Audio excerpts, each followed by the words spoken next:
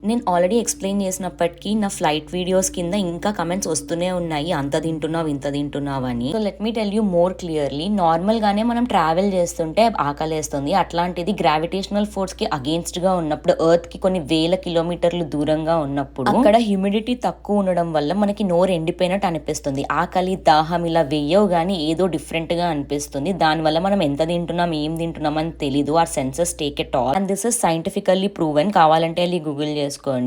నార్మల్గా 1-2 అవర్స్ ఉంటేనే మనకు తేడా తెలిసిపోతుంది. అలాంటిది 15-16 అవర్స్ మనం గాల్లో ఉన్నప్పుడు అక్కడ హ్యూమిడిటీ 10% దిగిపోతుంది. అంటే 90% తక్కువ ఉంటుంది ఎర్త్ తో కంపేర్ చేస్తే.